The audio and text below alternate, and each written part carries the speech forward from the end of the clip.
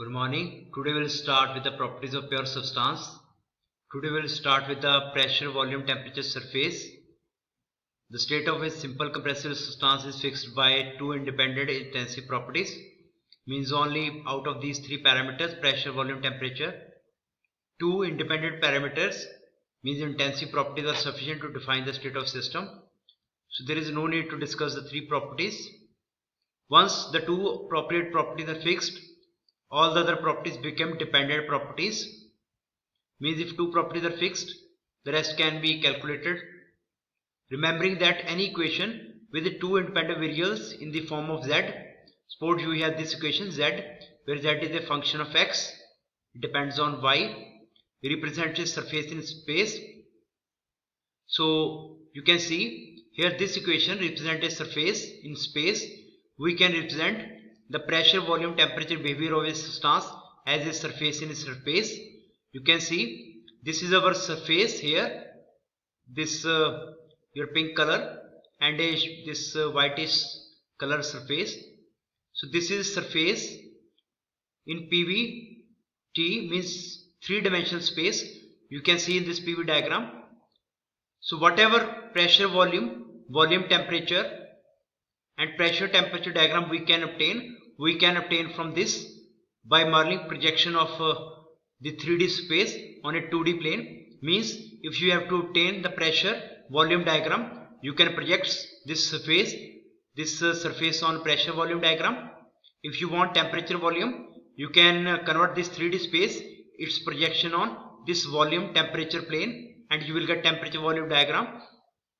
Also you can see here, this is your constant temperature line. This line is your constant temperature line. Means throughout this line temperature is constant. And if you want to find where is your constant pressure line, means where pressure is constant, you can see this is your pressure here. You can take point here. You can move into the horizontal direction parallel to this volume line. So this line we represent a constant pressure which is parallel to this line. And if you extend this line beyond here up to here and connect here, make sure the height, means the value of in the y-axis should be same, means this distance from this horizontal plane should be same. So draw this line which is parallel to horizontal plane, and then this line which is still parallel to horizontal plane, and this line, it is a constant pressure line, and then you will move in this direction. So this line represents your constant pressure line. So in this way you can obtain any pressure, volume temperature and your pressure temperature curve from this diagram. All the points on surface represent equivalent states. All states along the path of quasi-static equilibrium process line of PVT surface. Since such a process must pass through equivalent states, the single phase regions appear as curved surface on PVT diagram and two phase region as surface perpendicular to PT plane. You can see here this region is your liquid region. So you can see here this liquid region is, this all is your liquid region, and on this side this is your vapor region, and this region which is almost you can say it is totally flat. This is your liquid vapor region, means it's a mixture of two. And same here you can see here this is your solid liquid region here, this white portion here, and this surface which is here, it is your solid region, and again this flat surface here, it is a solid and vapor region. So in this way you can find out that whatever the region which is showing surface or curve, this is your single phase region, and whatever the region here which is your almost flat surface is your two phase region. The single phase region appears as curved surface on pressure, volume, temperature surface, and two phase region appears as surfaces perpendicular to PT plane. This is expected since the projections of two phase regions on PT plane are lines. All the two-dimensional diagrams we have discussed so far are merely projection of this three-dimensional surface onto the appropriate planes.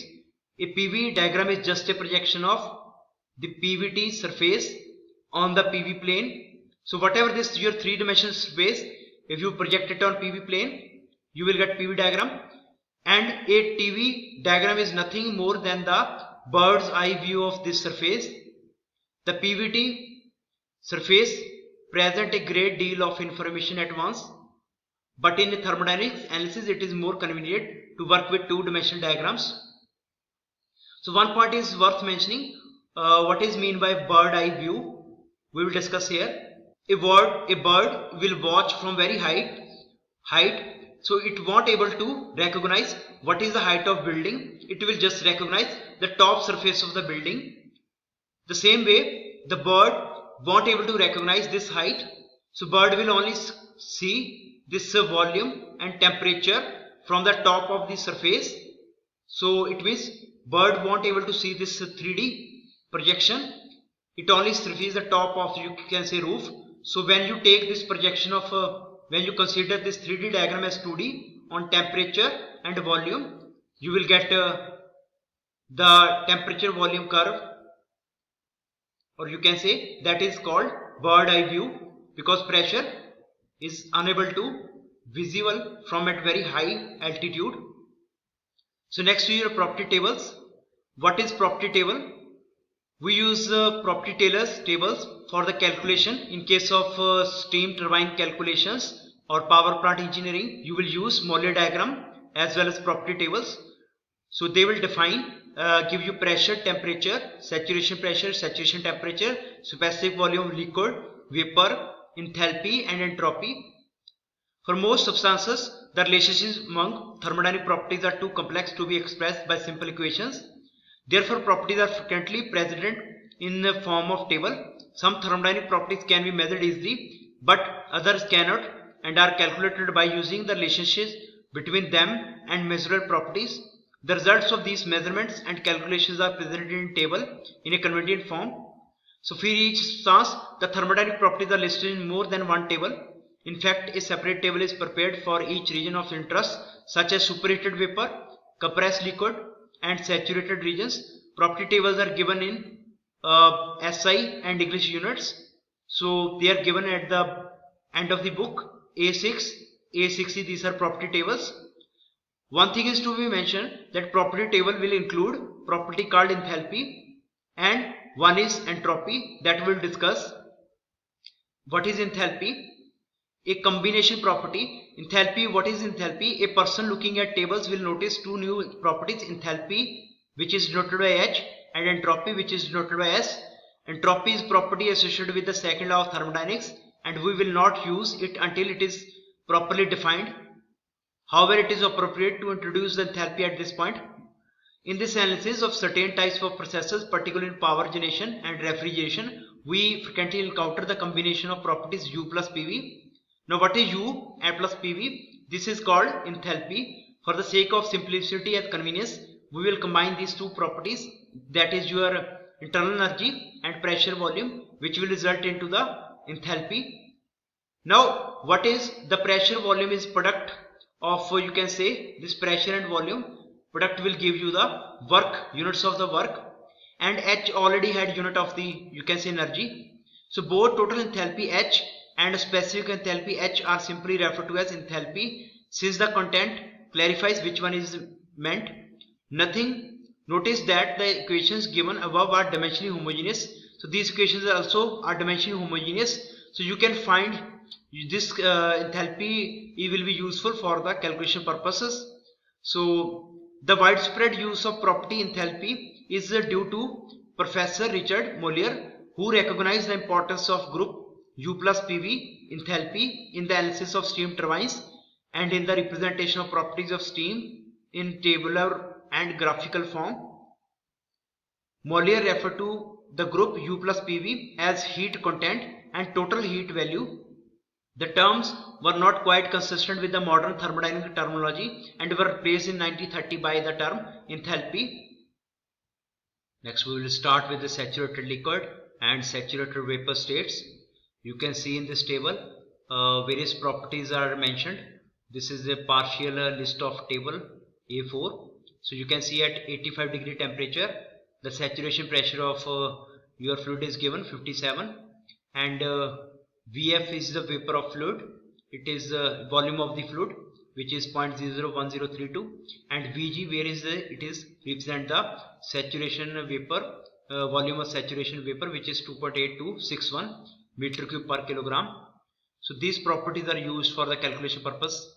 So the subscripts F is used to denote properties of saturated liquid, this F, and the subscript G to denote the properties of saturated vapor. These symbols are commonly used in thermodynamics. Another subscript commonly used is Fg. Now what is Fg? If you subtract the vapor volume of gas and vapor minus volume of fluid, you will get a new term, that is Vfg, that is difference of Vg and Vf. The quantity Hfg is called enthalpy of vaporization. So Hfg is called enthalpy of vaporization or latent heat of vaporization. It represents the amount of energy needed to vaporize a unit of mass of saturated liquid at a given temperature or pressure. It decreases as the temperature or pressure increases and becomes zero at critical point. Next is saturated liquid vapor mixture. We know in the pressure volume diagram, in this region, which is saturated vapor liquid region, we had mixture of saturated vapor and saturated liquid. But for the calculation purpose, we must know what is the fraction of saturated vapor and what is the fraction of saturated liquid in this total volume. So to analyze this mixture properly, we need to know proportion of the liquid and vapor phase in mixture. This is done by defining a new property called quality, which is called X, or also known as, you can say, dryness fraction of the steam. So X is your mass of vapor divided by total mass. So it can be defined as, where total mass is the mass of fluid and mass of gas. So when you solve it, you will get the term dryness fraction. Quality has significance for saturated mixture only. It has no meaning in a compressed liquid or superheated vapor regions. Means in this region there is no need to find dryness fraction, and in this region we need not to know the quality, because this is fully vapor, this is fully liquid. So it has significance only in this region under this dome. In saturated mixture, quality can serve as one of the two independent intensity properties needed to describe a state. Note that the properties of saturated liquid are the same whether it exists alone or in a mixture with saturated vapor. During the vaporization process, only the amount of saturated liquid changes, not its properties. The same can be said about the saturated vapor. Means to define the properties in this region, we need dryness fraction and a second quantity. A saturated mixture can be treated as a combination of two subsystems, the saturated liquid and saturated vapor. However, the amount of mass for each phase is usually not known. Therefore, it is often convenient to imagine that the two phases are mixed well, forming a homogeneous mixture. Then the properties of this mixture will simplify, be the average properties of saturated liquid vapor mixture under consideration. Means depending on the fraction, dryness fraction, you can find the properties. So you can see here, that is the mass total into average, volume average, is equal to mass of fluid into volume fluid plus mass of gas into volume of gas or vapor, will give you the total values. You can also find this equation, that is V average is equal to 1 minus x into Vf plus x into Vg, where this is your fraction of the one of the fluid and this is the your fraction of the steam. By solving these equations, you can find. Also you can see here, this suppose you have to find the properties at point B. So the ratio of this line, which is V average minus Vf, to the ratio of this line, which is B to C, this will also use to define. Means AB divided by AC will give you also the dryness fraction or value of X. You can also find the properties like enthalpy and internal energy from the dryness fraction. So this will way you can solve for different properties if you know the value of X. The next is superheated vapor. The properties of superheated vapor you can directly find from the table. So there is no need to find the what is the fraction, because whole is vapor. So these are the some of the parameters you can say.